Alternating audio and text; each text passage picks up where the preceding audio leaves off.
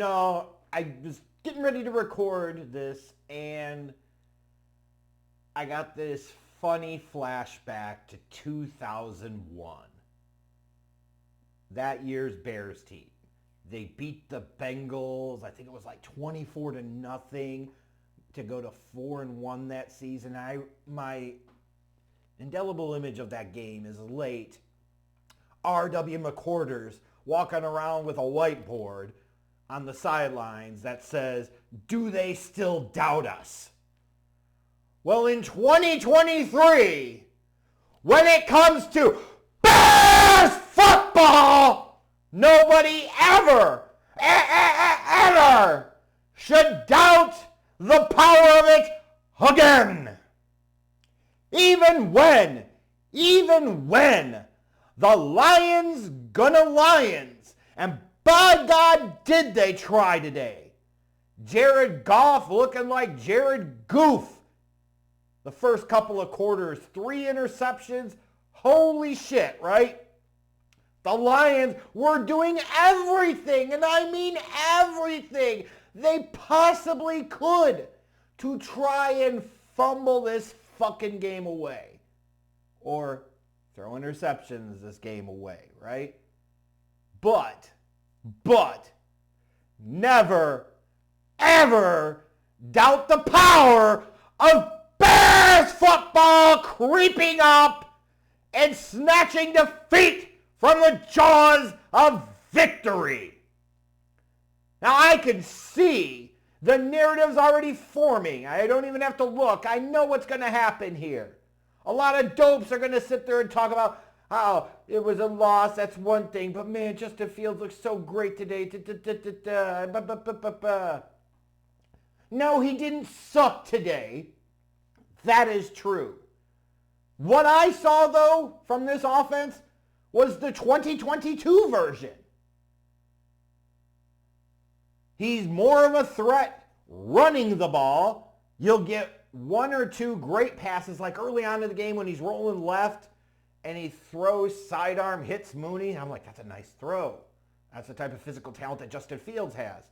Later on, you get to the second half, and Justin Fields maneuvers and climbs the pocket, hits a strike to DJ Moore. And I'm like, yeah, that's what folks want to see more of. That's the type of physical talent this kid has.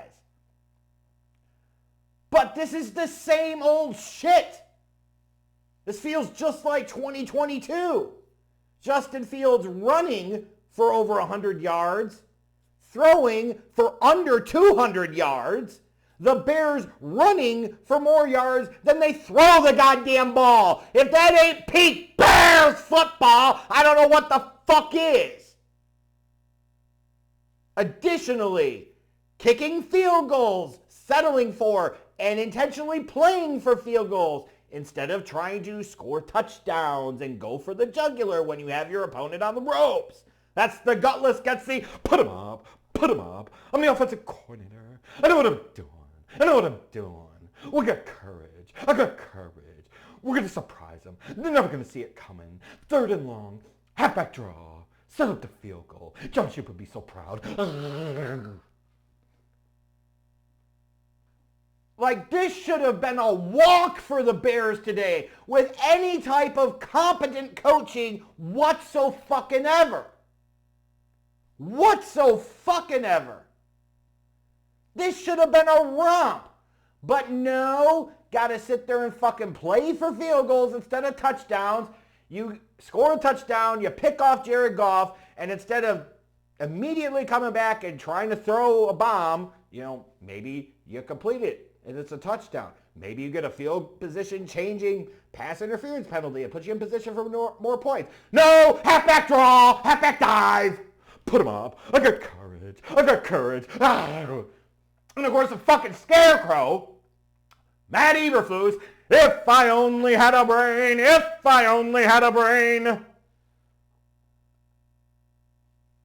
You're the fucking head coach. You can overrule this shit and say, no, that's gutless and dumb. We're not going to do that. But of course he fucking does it. Why? Because he's an idiot. And when you look at the second half, it just speaks to the stupidity. instead of trying to get a first down, setting up Cairo Santos for a 53-yard field goal. Then the Bears, that beautiful pass by Justin Fields to DJ Moore, you're up 5 there. They kick the extra point and to only go up 6. It's playing for field goals. It's decisions like that. And then you go into the fourth quarter and they're setting up the field goals again, right? And all of a sudden you turn around and the Bears are up 12 with like 4+ minutes to go. And you sit there like, are the Lions trying to really Lions this to the Bears? Are they going to truly fumble fuck this one away? Again, never ever doubt Bears football.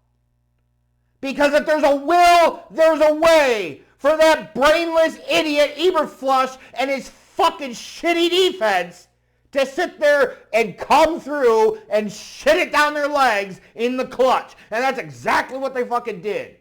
Jameson Williams, since being a first-round pick last year, has hardly done shit in the NFL. But there he is, streaking wide open, easy pitch and catch for Jared Goff to Jameson Williams, touchdown. And all of a sudden, the Bears go from being up 12 to being up 5. And then, of course, you get to the key drive of the game, in my opinion. The Bears have the ball, 2:59 left, first down. What do you think they're going to run? What do you think? We're going to surprise. We're going to catch them off guard. They'll never see it coming. Halfback dive. Taking no fucking time off the clock. Just run it right into the heart of the defense where they're going to be loaded up and fucking gain no yards. Second down. What are you going to do? They're never going to see it coming. We're going to mix it up. We got to do something different. We got to go for the gusto. Halfback dive. If you're going to run on the first 2 plays there, you've run Justin Fields all fucking game. Why wouldn't you run him at least once? If nothing else, you might have the chance to pick up a few more yards, give you a third and shorter. And if nothing else on top of that, you've run more time off the clock. But of course, Gutless Getsy is a fucking moron too, and they don't do that. And then you get to the 3rd and long, and here's my thing. Throwing the bomb there is dumb, in my opinion. However, if you are going to do that, you do that with DJ Moore. He might not slow down on the route. You do that with Darnell Mooney. Oh, by the way, who had 1 fucking target today. Because that's what dumbass offensive coordinators do. They put their talents in the worst possible position that ultimately leads to them failing. That's what this coaching staff fucking does. So he throws the bomb instead to a late 4th-round pick, Tyler Scott, who was a late 4th-round pick for a reason. Wrong guy to target in that fucking spot. So I questioned the play call. I questioned the decision by Justin Fields. And then after looking at it, I thought initially Fields had slightly overthrown him. No, Tyler Scott fucking slowed down. And again, that's why you don't throw it to that guy in that spot. And now all of a sudden, it's 4th down, Bears have to punt. And because of this dumb fuckery from the gutless one, he plays chicken shit 1st and 2nd down. And now all of a sudden, Gutless Getsy goes for the gusto on 3rd down. What the fuck do you think happens? Of course, they punt the ball to the Lions. The Lions have plenty of time. They have one of their timeouts still. And that's the sequence that won this game for the Lions. Halfback dive, bomb that's incomplete. Lions don't have to spend their last timeout. They're able to get a couple of first downs before the 2-minute warning, get into Bears territory before the 2-minute warning, which then allows them to not have to be so one-dimensional. They can run the ball with Montgomery and Gibbs, and that's exactly what the fuck they did. And what did you know it? It comes down to it. David Montgomery revenge game. He's the one that scores the touchdown that puts the Lions up for good. And of course, then they hit the 2-point conversion. Sam Laporta wide fucking open. And you're sitting there and saying, okay, here's another chance. There's like 27 seconds left. You know, the Bears are going to start with the ball at like the 25-yard line, assuming they fair catch the kickoff, right? And you're saying, okay, they got a chance here. Like they're down 3. You don't have to score a touchdown. You just got to get to like the 35-ish yard line of Detroit and put Santos in position. You've got a couple of timeouts left. What you gonna do? What you gonna call? It's called Aiden Hutchinson pushes in Darnell Wright shit. Gets immediately into Justin Fields' grill. Justin Fields, of course, doesn't feel the fucking pressure and doesn't protect the ball well enough. It's a strip sack and results in a fucking safety. And let me repeat that again, folks. A strip sack that results in a safety from the Bears' 25-yard line. And it's 31-26. And Bears football rolls right along.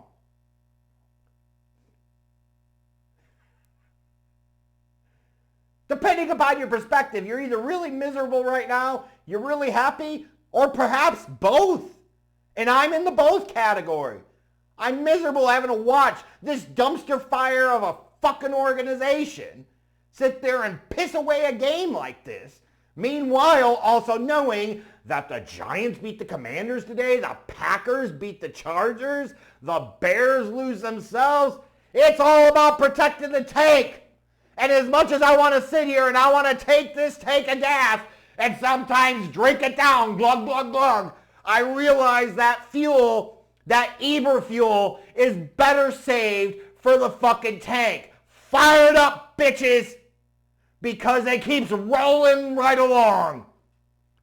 How could you look at this team today and this performance and decide you want to let Matt Eberflus coach this team the rest of this season? Let alone the idiotic notion of bringing him back for 2024. The fuck is wrong with you? This is why you don't, right? And to those that have been talking for a while about, oh, you got to extend Jalen Johnson and give him a big contract. No.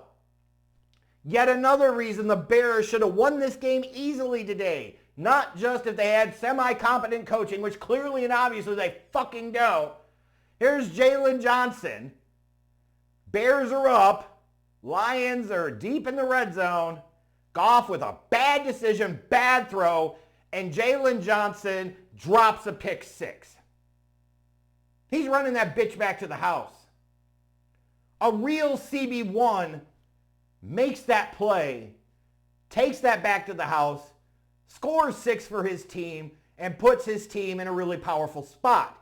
Jalen Johnson, instead, with his fucking brick hands, can't do that.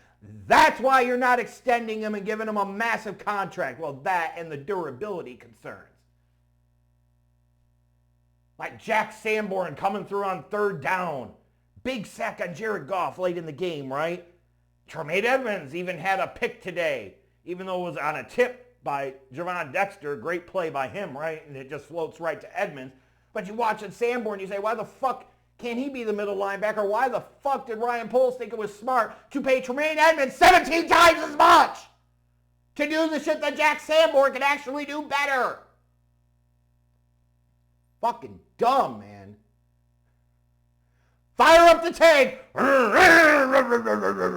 As that bitch is rolling on its tracks at full speed ahead, bitches. 3-8.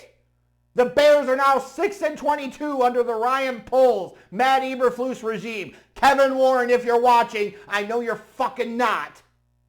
But if you are, what possible justification and reason can you have for these guys that you didn't hire, mind you, coming back in 2024?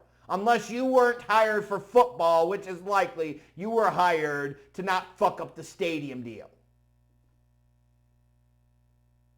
No, Justin Fields was good today. Shut the fuck up. He just can't beat teams consistently from the pocket. He'll have a flash here and he'll flash there, but you got to do so much to put him in a spot to succeed, more than you really need to, more than you really should, which is exactly why this team needs to be moving the fuck on from him at the end of the year. The Lions secondary is bad, and yet he can't even throw for 200 yards a day because he's too busy running all over the fucking place. And when it was clutch time, the decision to throw to Tyler Scott deep of all fucking things, I've already talked about that, the fucking strip sack fumble, you can't have that there.